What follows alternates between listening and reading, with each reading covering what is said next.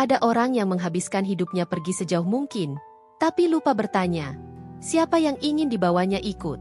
Dan terkadang, jawaban itu ditemukan bukan di daratan, tetapi di atas lautan yang senyap. Langit masih pucat ketika kapal pesiar mulai menggeser jarak dari pelabuhan.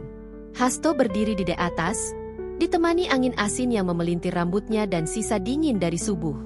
Ia terbiasa menyambut hari dari berbagai sudut dunia, dan semuanya selalu ia lihat sendirian. Selama bertahun-tahun, ia menjadi pengelana dengan langkah yang tak mau menetap. Bandara, terminal, dan kabin-kabin kecil menjadi ruang singgahnya. Ada orang yang iri pada hidup seperti itu, tetapi sedikit yang paham bahwa perjalanan tanpa tujuan emosional bisa terasa seperti mengapung tanpa jangkar. Di kapal ini, ia berniat mengulang pola yang sama, menikmati laut, menua dalam diam, kemudian pergi tanpa meninggalkan jejak. Namun sesuatu berubah ketika ia melihat seorang perempuan berdiri tidak jauh darinya, memeluk udara laut seolah itu bukan sekadar angin, melainkan pesan dari sesuatu yang lebih jauh. Wanita itu bernama Tinau. Tinau tidak datang ke kapal pesiar dengan ambisi besar atau rencana padat. Ia datang dengan tas kecil dan tatapan yang selalu mencari horizon berikutnya. Ada hal di dalam dirinya yang tidak hanya ingin melihat dunia, tetapi ingin ikut mengalir bersamanya. Tidak ada percakapan panjang atau pengenalan dramatis antara mereka. Yang ada hanya kehadiran. Dan bagi Hasto yang terbiasa menghindari kedekatan, kehadiran tanpa tuntutan adalah sesuatu yang jarang ia temui. Hari-hari berlalu dalam ritme laut yang pelan. Sesekali Hasto menemukan Tinau di perpustakaan kecil kapal, duduk di pojok yang jarang dijamah penumpang lain.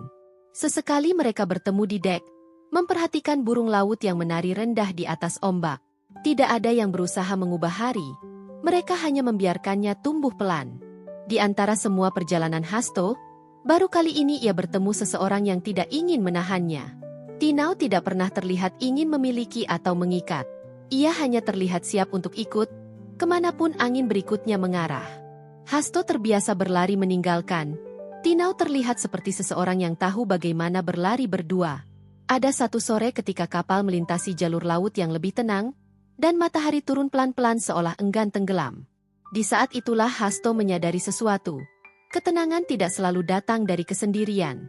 Ada waktu-waktu tertentu ketika keberadaan orang lain justru membuat dunia terasa lebih luas, bukan lebih sempit. Tinau tidak pernah bertanya kemana Hasto akan pergi setelah kapal berhenti nanti.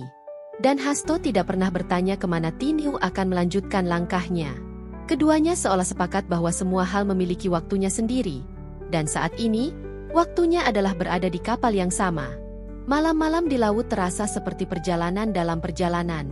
Suara mesin kapal mengalun lembut, dan bias lampu menerpa gelombang seperti serpihan kaca yang berkilau. Hasto yang selalu melihat dunia dari permukaan kini menemukan sesuatu yang berkilau dari dalam dirinya sendiri. Keinginan untuk tidak selalu pergi. Ketika kapal akhirnya mulai mendekati pelabuhan tujuan, suara pel dan langkah kaki di lantai kayu terasa seperti tanda berakhirnya sesuatu. Namun anehnya, Hasto tidak merasakan akhir. Ia justru merasakan awal. Di dek atas, sebelum kapal merapat, Tinau duduk dengan tenang. Ia memandang horizon, bukan daratan. Seolah ia mengerti bahwa daratan adalah ruang untuk memilih, bukan untuk berhenti. Dan di titik itu, Hasto sadar bahwa ia tidak lagi takut pada komitmen. Yang selama ini ia takutkan bukanlah menetap, tetapi kehilangan arah. Namun Tinau menunjukkan komitmen versi lain, bukan berhenti berjalan, melainkan berjalan bersama. Ketika pintu kapal dibuka dan para penumpang mulai turun dengan hidup masing-masing, Hasto merasa pelabuhan itu bukan tanda bahwa segalanya selesai. Justru sebaliknya. Bagi pertama kalinya dalam hidupnya, ia tidak sedang memikirkan kemana ia harus kabur selanjutnya, tetapi siapa yang ingin ia ajak ikut. Ada pelabuhan yang merupakan akhir dari perjalanan. Namun ada pula pelabuhan yang merupakan awal dari perjalanan yang baru. Perjalanan yang tidak membutuhkan tiket pulang, hanya keberanian untuk tetap tinggal sedikit lebih lama. Dan di bawah sinar matahari yang belum terlalu terik, Hasto menemukan sesuatu yang selama ini tidak pernah ia minta, tetapi diam-diam selalu ia cari. Rumah yang tidak memiliki alamat, tetapi memiliki seseorang.